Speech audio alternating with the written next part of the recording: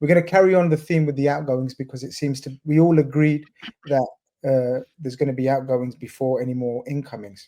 I don't necessarily agree with that, but we'll get onto that later on in a little while.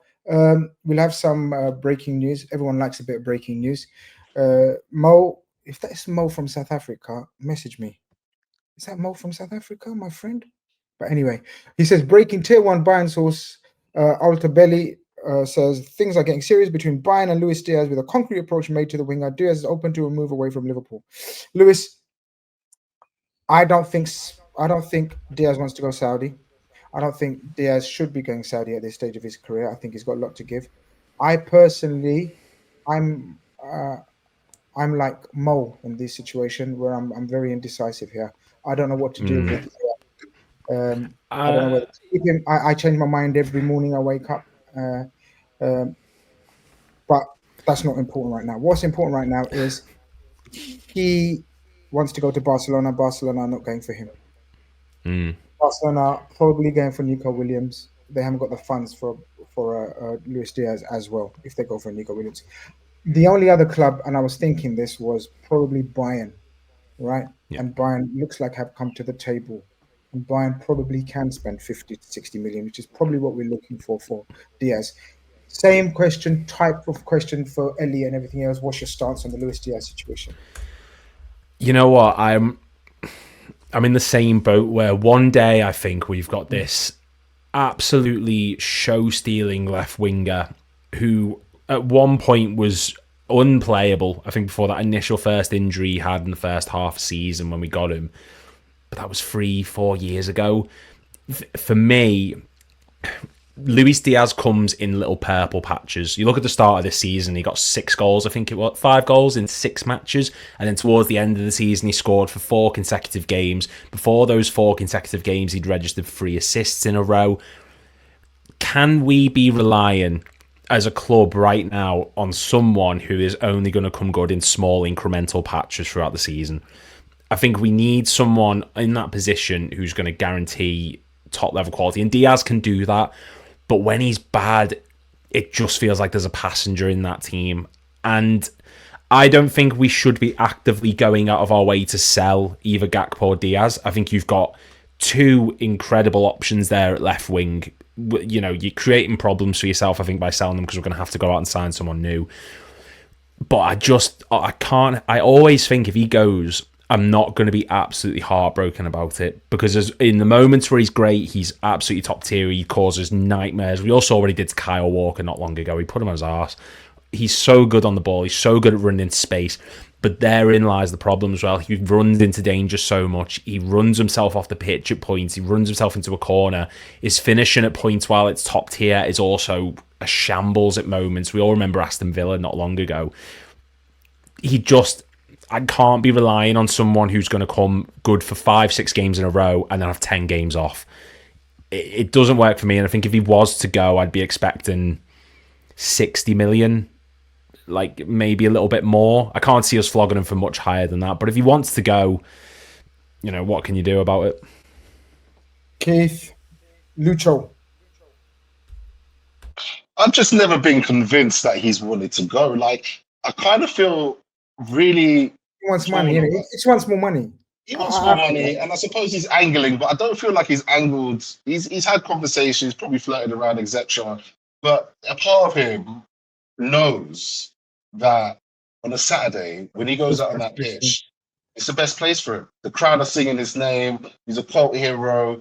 If it was a case where he didn't like the country, didn't like this, didn't like that, then I could understand why he would like really push for a move. But unless he is serious, or unless Bayern Munich are actually as serious as that comment suggests, I love it when they did make a transfer announcement on Twitter with a serious.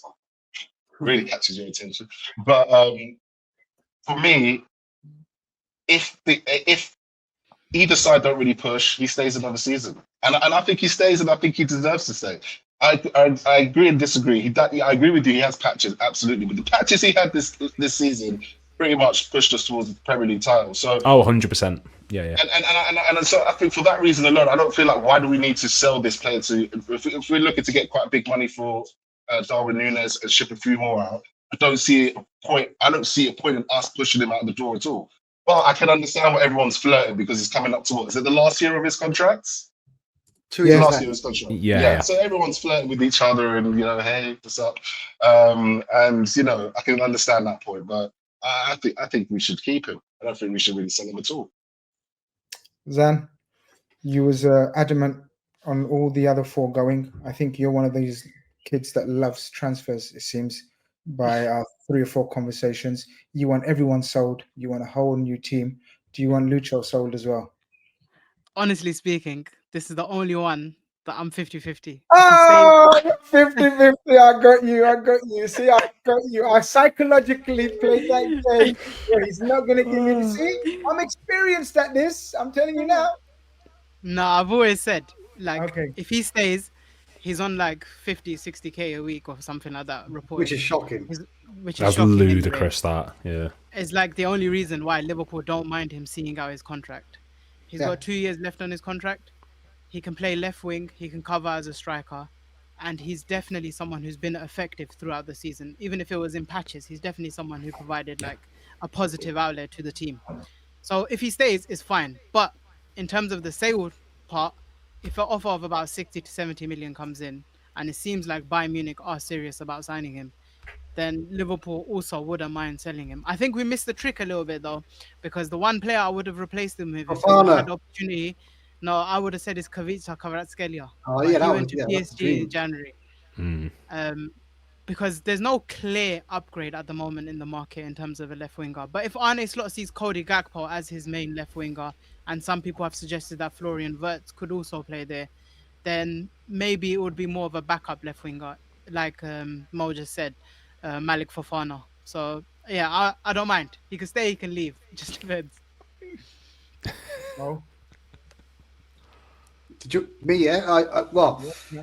I've given you enough time to be decisive. If you still, I'm going to be decisive with this one, and this might shock people. I want him to stay, and I think like from a Liverpool perspective, it's a win-win scenario. Okay, he's on very low wages. He's got 2 years left in his contract. If he stays, he'll still perform. He's loved by the fans. Great.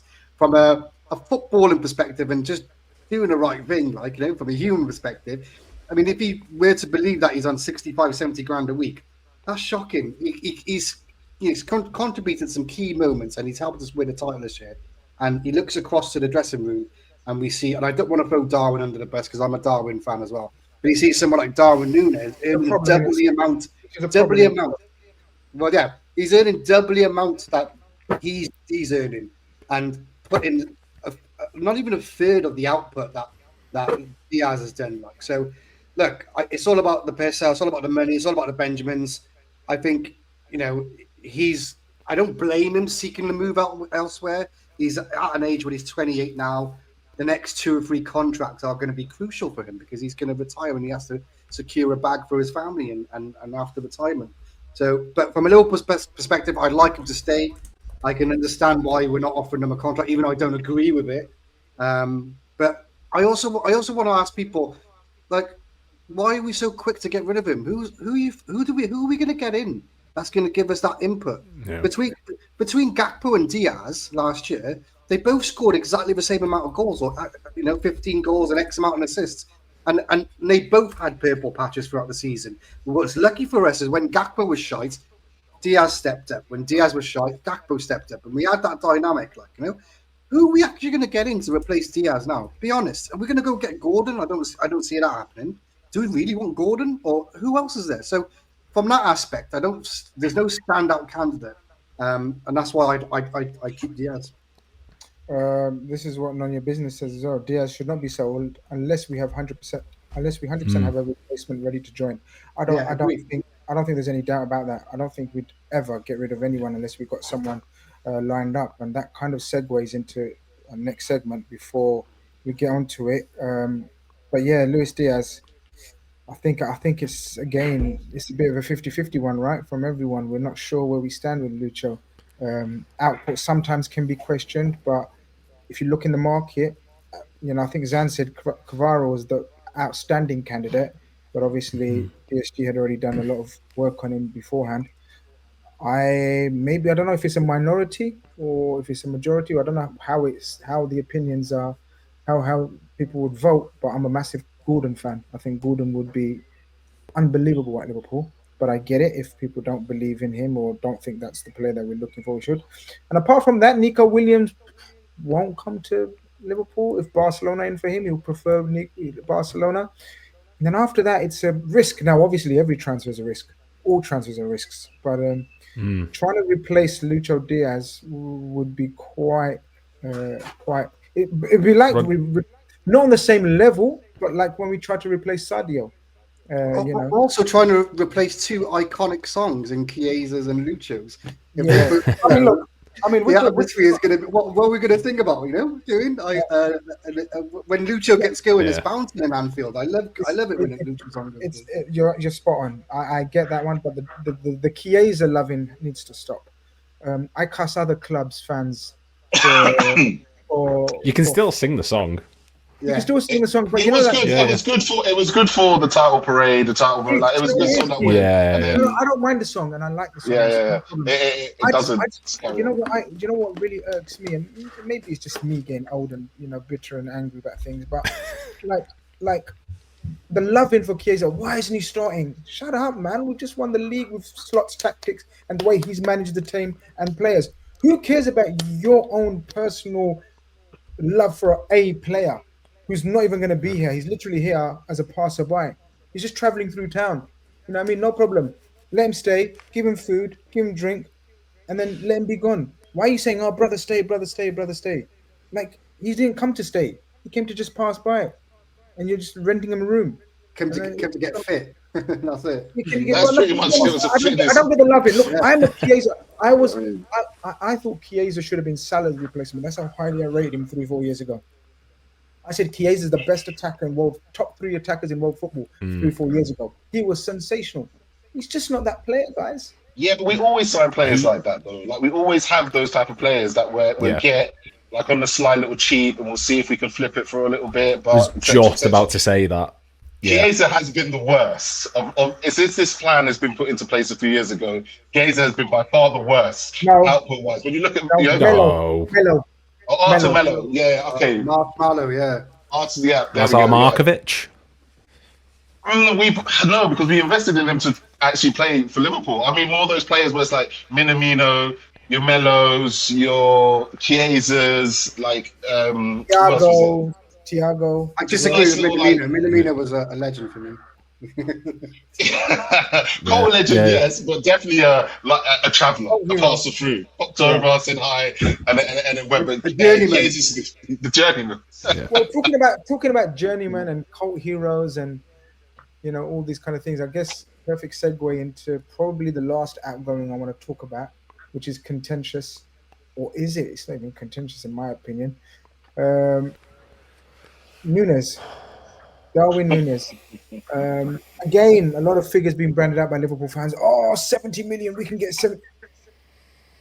What planet are you living on, man? Just no more. Where are you looking at 70 million for Nunez, man? And if any of you guys, and I'm sorry, if any of you guys have said it on your social medias or your platform, then I'm cussing you lot as well.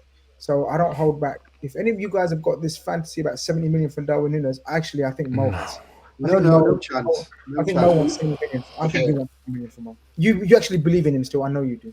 You actually. I don't believe in him. I just don't understand the amount of hate he gets. Like today, I was reading stuff like he's the worst ever Liverpool signing. Have we forgotten about El Hadji Diouf and people like that? Like, you know what I mean? Look, Nunez is not a Liverpool player standard. Okay, let's get it out there. Okay. However, I disagree with all the hate he gets. At the end of the day, he did participate in some clutch moments to help us win some leagues. And he's still a Liverpool player, so let's not throw him under the bus so quickly. But he's not Liverpool standard, okay? We rolled the dice on him 3 years ago, hoping he became the standard. It was a project that hasn't worked out. Let's admit it. We're not going to get 70 million for him unless Saudi comes knocking. But it doesn't even look like Saudi will come knocking. But he wants to stay in Europe. That's the main thing. Europe clubs won't go over 50 for him. Or 40 to 50. No Europe club will go near 60, 70 million for him. Not in a million years. So unless we can find a club in Saudi, or unless we can use them as a make-weight for something else, or we'll give you Núñez a plus X amount and you give us Julian Alvarez, and hint. Unless we could do a deal like that, then we might be stuck with him for another season. Oh, Lewis, we could be stuck with him for another season. Is there any chance of us being stuck with him in a season? How would you take that? Or are you saying no? The first offer we get out. I'm having like Vietnam style flashbacks. No. Look, I'm in complete agreement. I could name you 10, 15 strikers we've had who've been worse in the Premier League era for Liverpool. He does get an unfair amount of criticism at moments. And if you look at the grand scheme of the amount of goals and assists he's got and the moments he's given us, like, there are players who couldn't... Him getting those 2 winners at St. James's Park, players would dream of that moment, and he came up big with it. The back heel against Madrid, the Community Shield, Brentford, Forest, Bournemouth, etc. But if you can't be in your 3rd season as Liverpool Football Club's most expensive player before Florian Wirtz arrived, as our number 9, as our attacker, and still have question marks over whether you're good enough. You're either good enough or you're not, and he's proven that he's not. And I understand that he does contribute to the press. There is someone there who can score wonderful goals at moments, but he moves around like a pig on a skateboard. He runs for the sake of it at moments, and I just think he's not good enough to be at Liverpool personally. He can go to La Liga, and I think he'll fly. I think he'd do a job in the Bundesliga. The Italian league, I think he could do very well in. He's just not to the standard that we require. We need someone who's going to come in and lead this front line alongside Salah and Gakpo.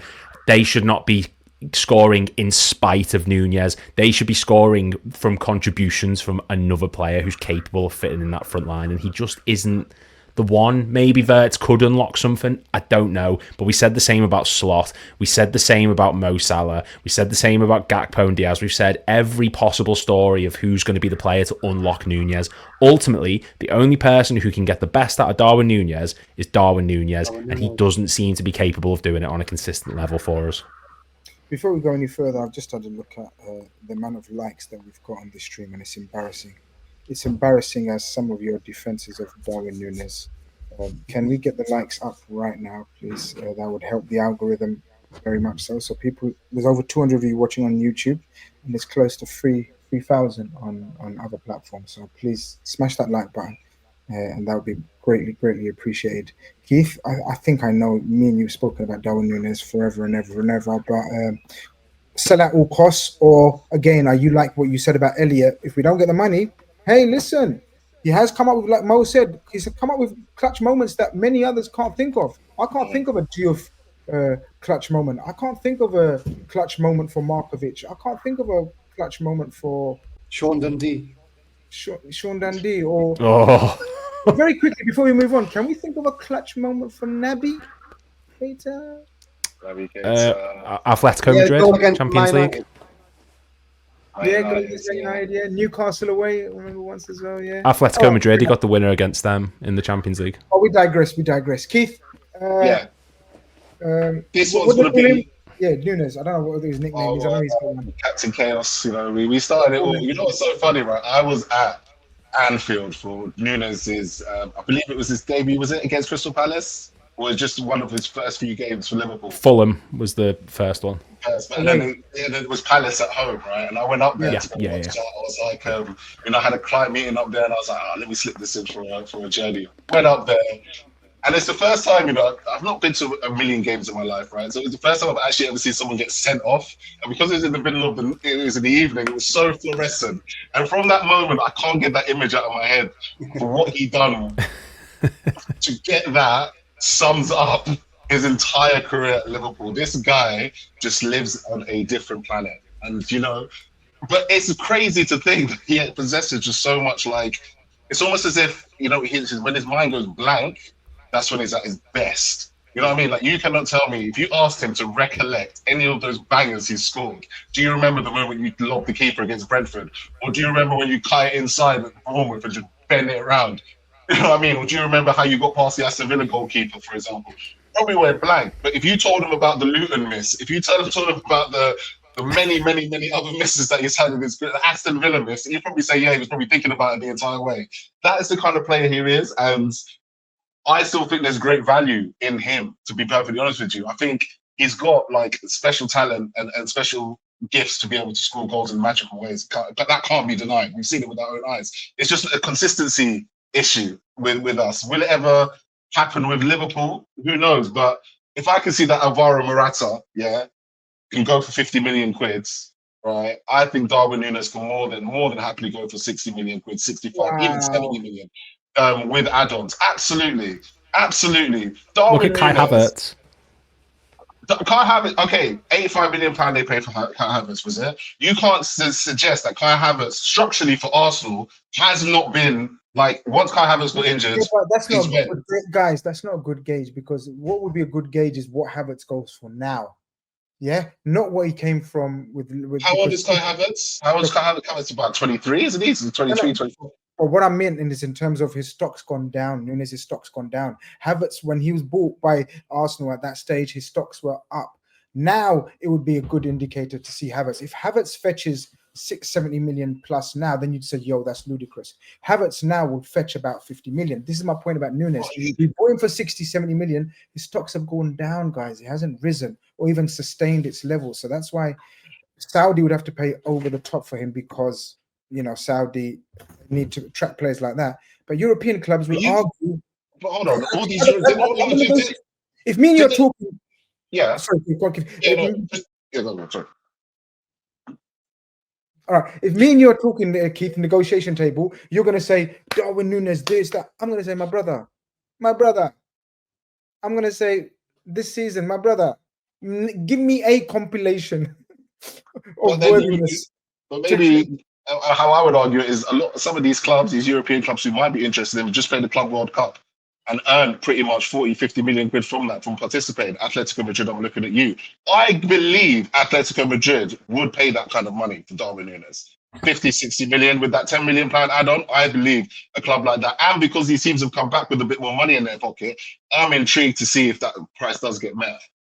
Zan, do you agree, disagree? What's your take on him? I think that's ludicrous to think he's going to get anything above 50 million.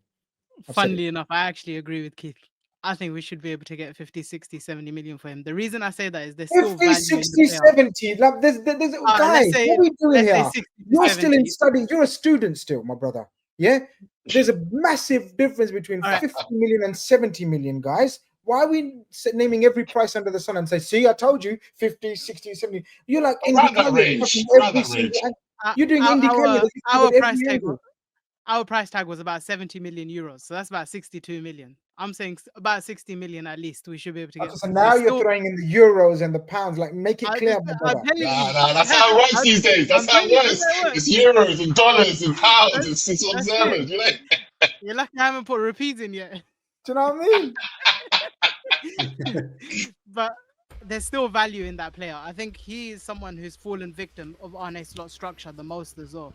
Under Jurgen Klopp in the first 2 years, yes, he was getting misses. But if you look at the underlying numbers, he was still getting into chances. He was still getting 4 or 5 big chances a game. And yes, I know he's missed a lot of them, but his numbers were actually decent.